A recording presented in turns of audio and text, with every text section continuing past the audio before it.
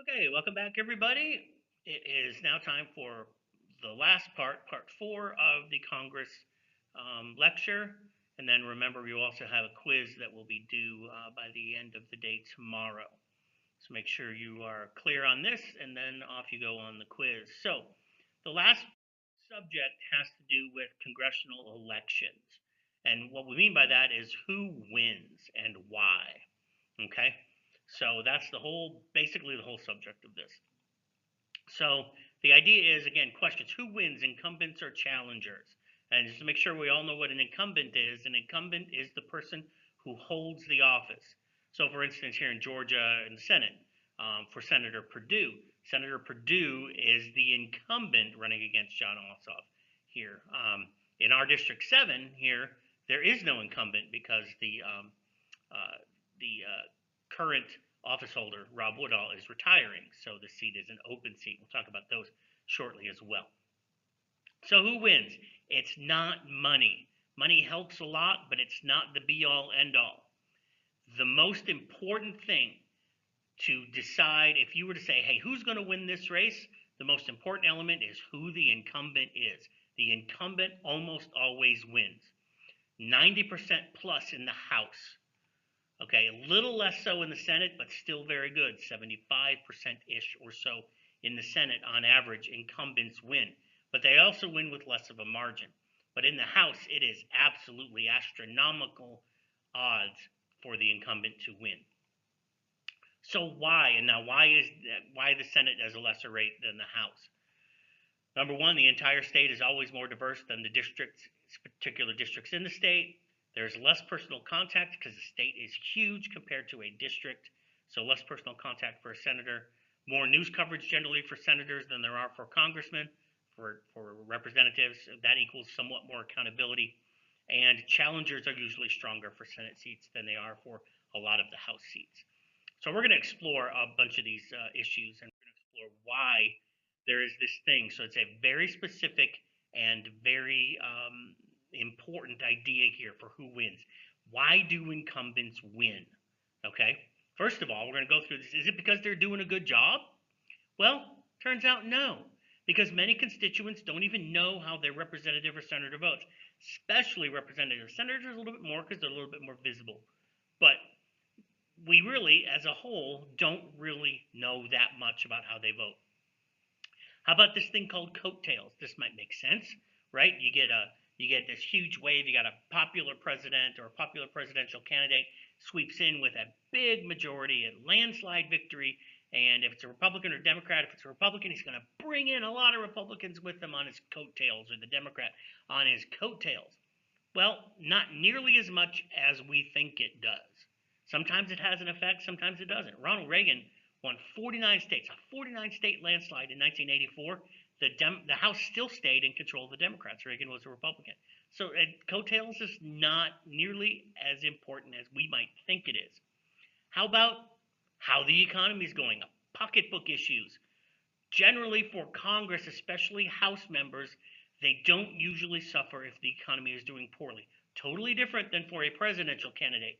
But if the economy is doing poorly, generally, especially House members, don't necessarily suffer. So, what is it? Why do they win?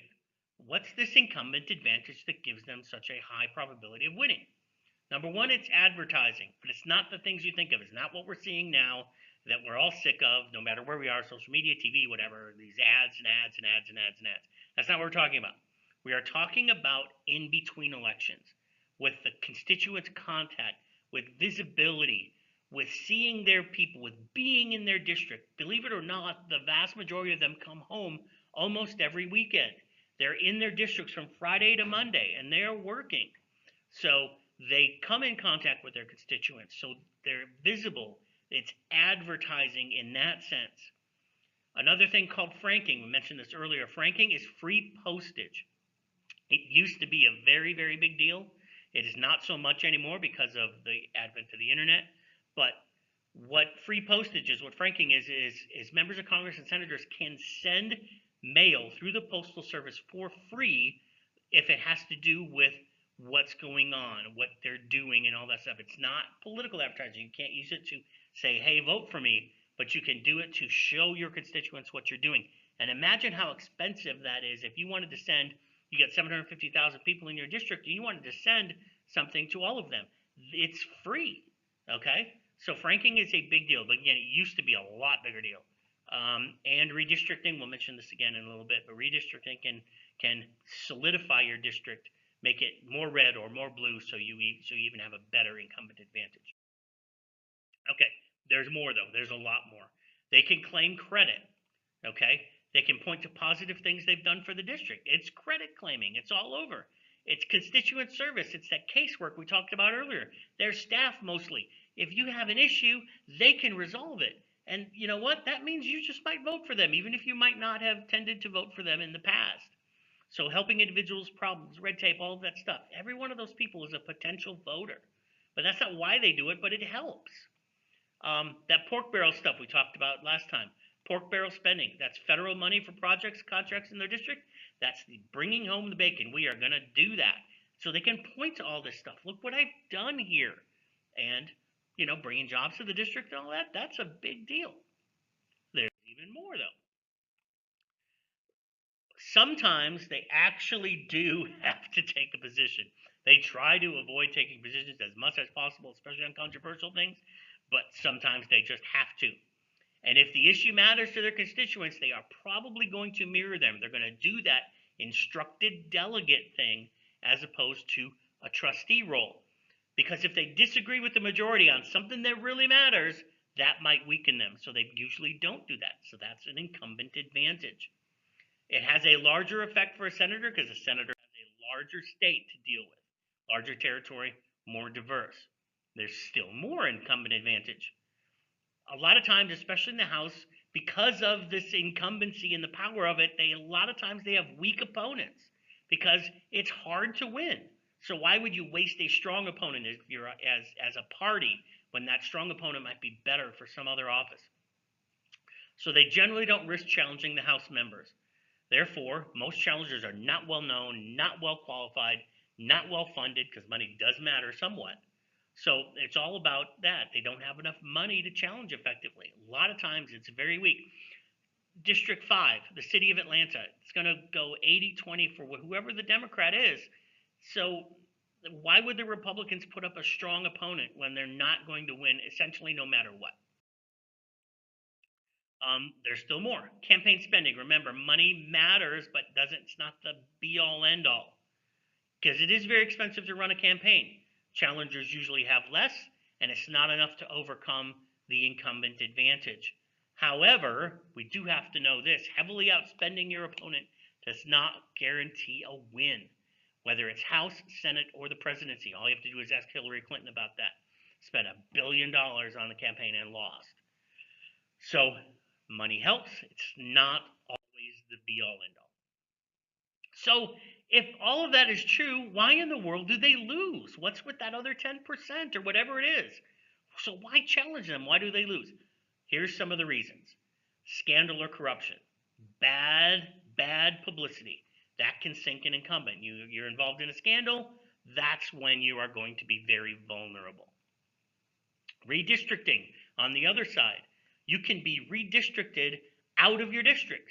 Or, you know, the House districts are redrawn. We talked about that the other day after reapportionment. And sometimes they'll put two incumbents in the same district. One of them is going to lose. Or you're going to have to move or whatever. So redistricting is one of those.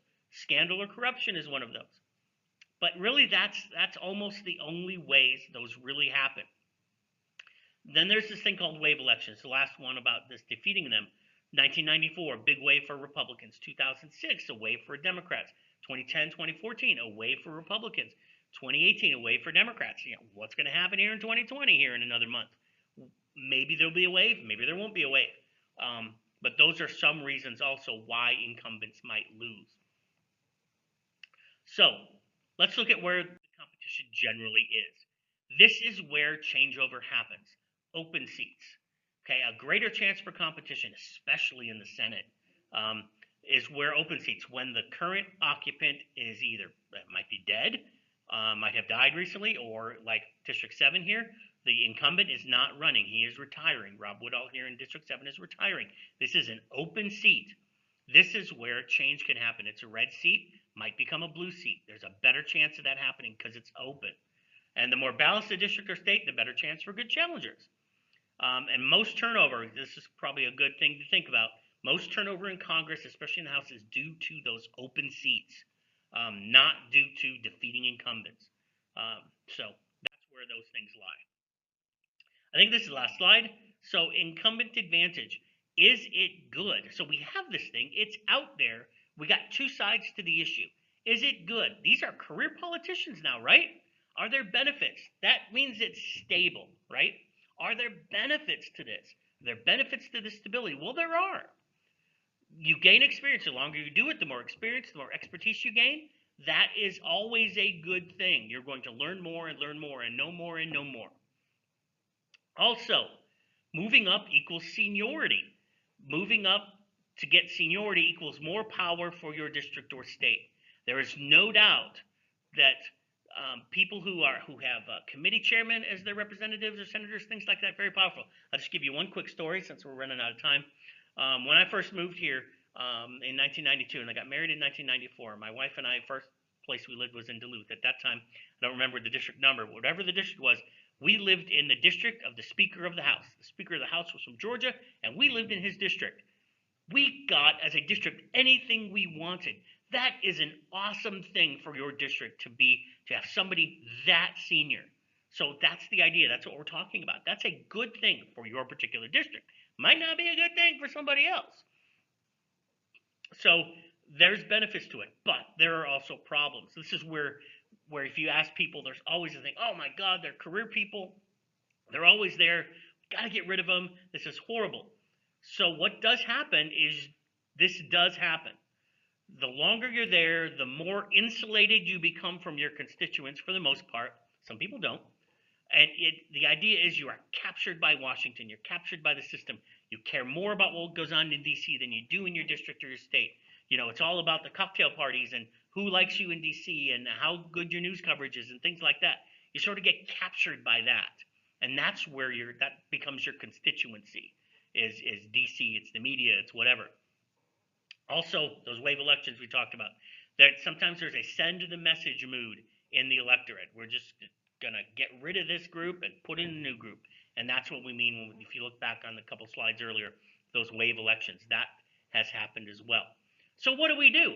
If you can think of what's the biggest complaint, they're always there too long. They just sit up there and they start to forget about us. So what's the solution? If you can, this should pop into your mind if you pay attention at all. What's the solution? Let's term limit them. Let's put them out after they can only do 4 terms in the House or 2 terms in the Senate, whatever it happens to be. Let's get turnover. Let's get people there become professional politicians. It's horrible. Let's think about that. Are term limits constitutional? It's been tried. The one I remember is the state of Colorado, and I think it was in the 90s. They passed term limits for their people. Said that we can, whatever the term was, senators can only be this long and representatives can only be this long. Guess what? That case went to the Supreme Court. There's nothing in the Constitution about term limits for them, so it's unconstitutional. It is. It is absolutely unconstitutional. So we'd have to have an amendment to make that thing change, like we had for the president. There was no such thing as term limits for the president, but there are now because it was amended in the Constitution. All right, that is it. The Congress section is done. We'll start judicial next time around, so I'll see you there. Go ahead and study and get ready for the quiz and get that quiz done by the end of the day tomorrow. Have a great one.